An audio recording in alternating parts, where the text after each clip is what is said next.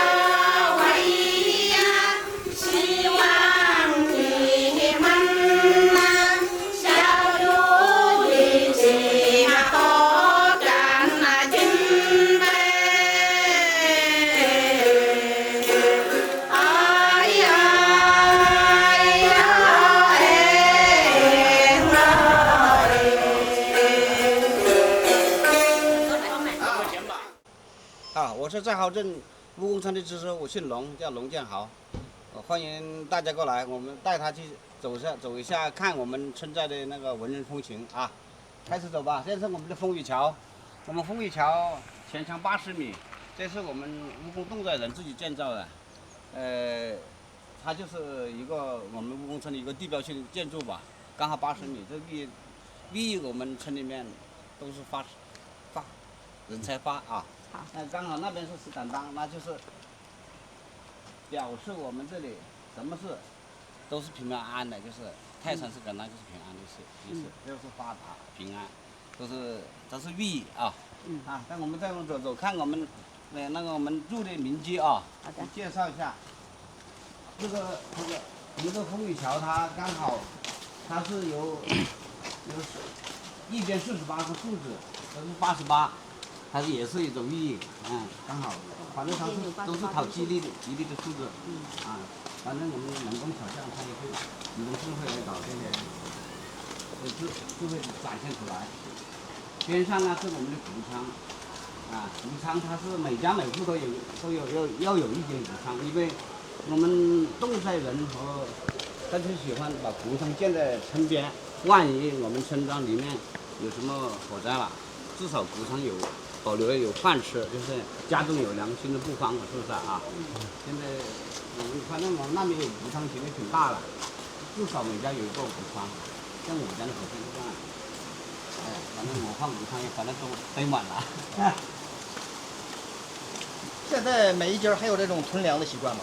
都有，因为他们放在家里不安全，有老鼠啊，反正我们木质房子就是防火安全防火性比较差吧，是不是？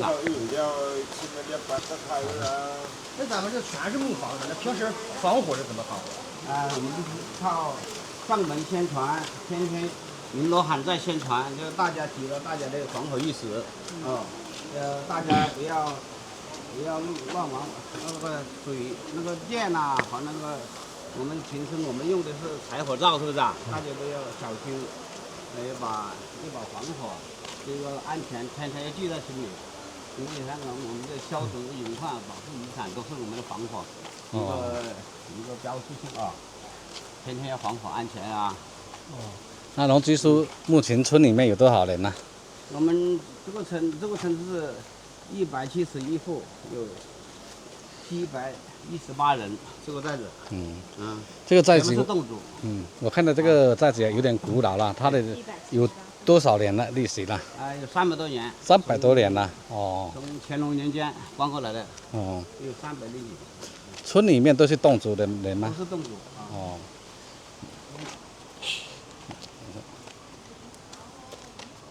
我们建筑风格就是我们侗家人都是喜欢搞吊脚楼嘛，3盘式吊脚楼，每家至少要搞个吊脚楼。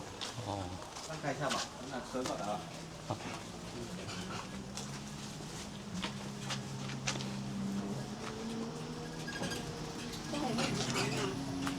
对，为了方便群众，我们叫贵州银行就设一个点吧，反正那些方便那些老人家60岁的老人家取养老金，那就这里取，不用到这边去取就麻烦嘛，是不是？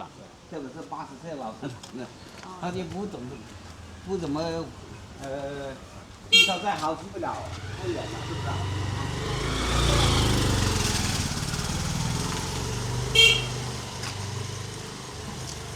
以前我们的老房子呢，下面是观参树的，现在是为了现在我们不断的变化嘛，就是下面都是搞生活的地方，上面是住人的地方。以前老式房子都下面。以前是下面是拿来养猪、养牛啊，养鸡呀。人都是住在楼上哈。对。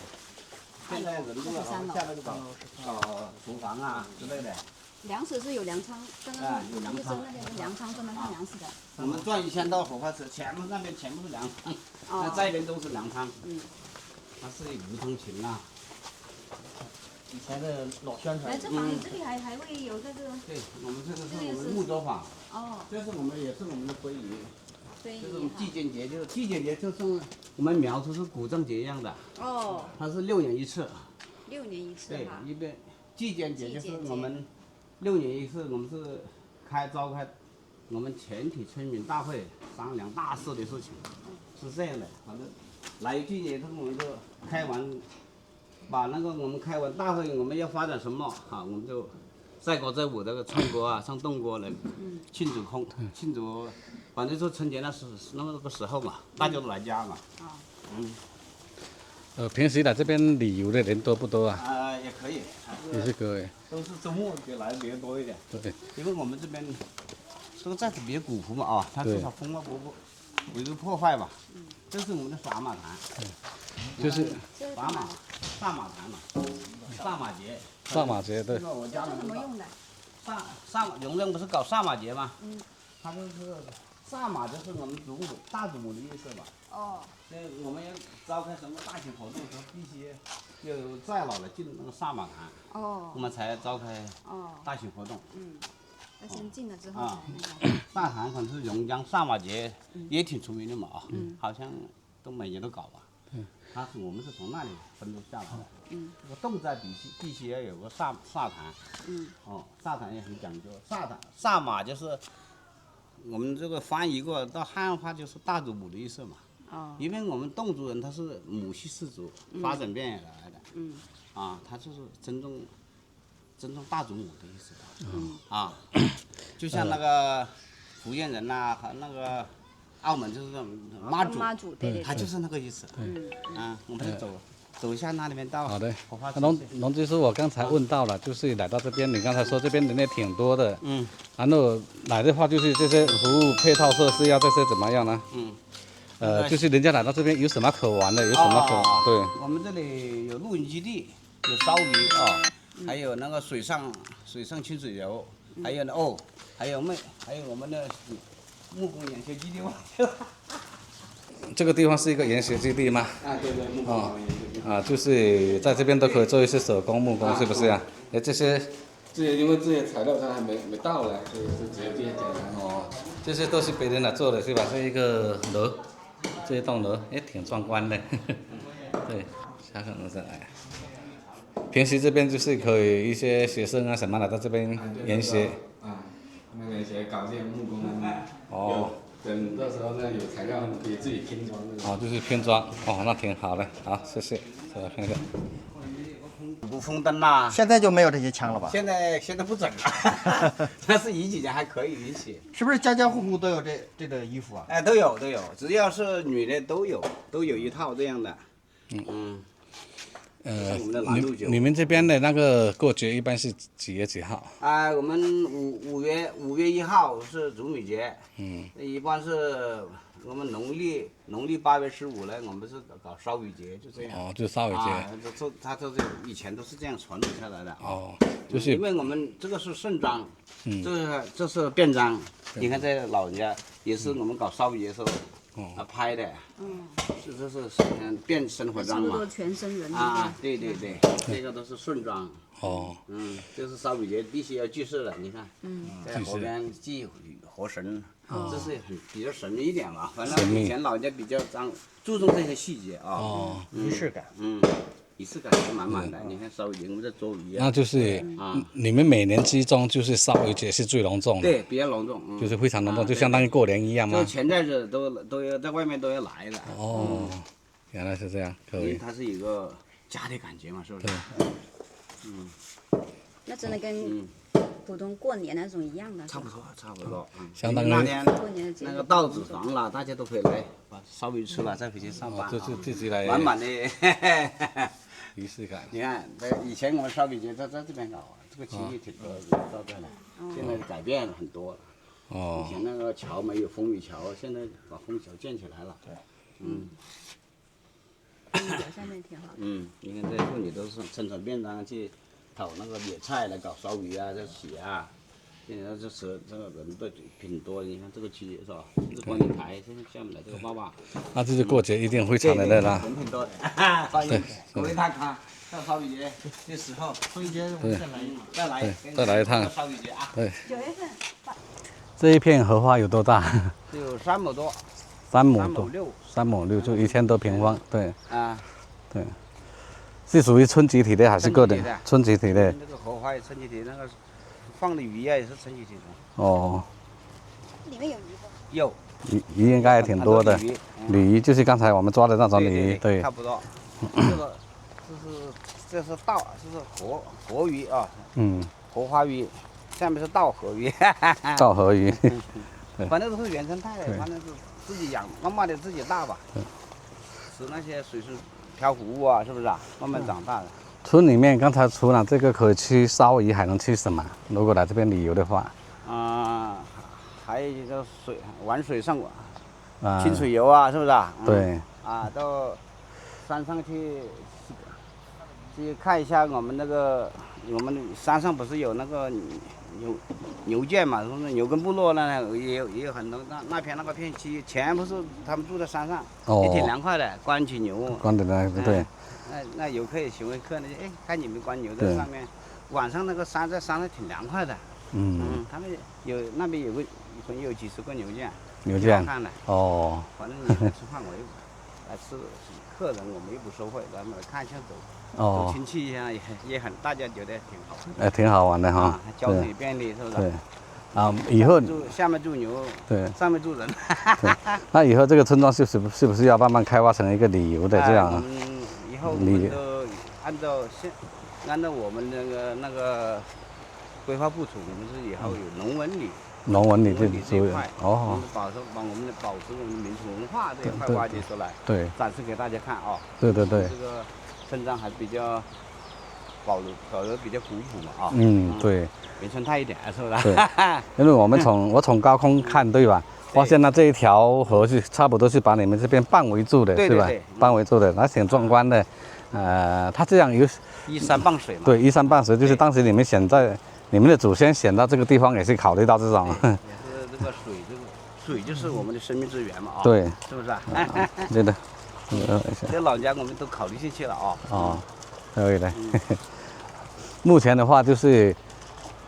这一些房子还是一直保留的这一种吊脚楼的，对，包括新建，对，风格也要保持这样的风格，对，是吧？一个风格，统一风格啊，对，就是这样。然后其他的也是好，尽量的保留以前的那种状态，原生态的这种状态，是吧？看了我们以后游客来看，这个再者比较像保存像80、90年代那种风格，对，还是眼前一亮啊。对，那这样是挺好的。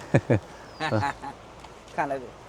像天天在看那个大城市那种光鲜亮丽那个，对，还是看一下古的东西。这个他的视觉暂停，他也要留一下看一下，是不是？是的。对，那平时的话就是要到节日才会有一些盛装出，是吧？要结婚啦，或者出嫁呀，或者节日啊，他们都穿盛装。都盛装。因为那盛装穿来挺麻烦的，反正一个人要1、2个小时把它穿上去。那确实。梳头发，那头发太难搞了。对。因为我们内部都在木匠那边搞那鼓楼，还到村头去展览了。过几天他们拿了我们的鼓楼去到博物馆去存放。是吧？就是搞个纪念吧。挺好的。对，确实不错。一般上。这个是木匠，就是我们一个传承的一个宝贝嘛啊。那刚才说到你们这边有像那个会议是吧？会议就是都有什么？会议就是我们的祭奠节还有会议我们申请烧鱼嘛。烧鱼也算是会议。马上要申请到州级会议了。州级的。因为那个祭奠就是我们的县级会议。现在是县级的是吧？对。县级会议就是。还有我们。木匠的有6个是会议的大师级别的，他也是县级的。都是县级。还有那个动锅有3个是会议的。我们刺绣我们到州里面比赛好像也拿了个1等奖，也算是会议吧。也是会议。因为刺绣那老人家他们闲时了就搞刺绣，对，有时他们集体拿去卖啊，或者自家要用啊，都是。在闲着在家里搞一搞，他们的那老人家都在搞。一般它是一种民族文化传承嘛，是不是？是的。一般把你传下去。现在的20来岁，他们也在搞，觉得因为呢，毕竟是种记忆嘛啊。是的。这一回忆。反正我们民族就是世界的嘛。是的。他们要传承下去。因为他们都在搞刺绣。在搞刺绣啊。对。对。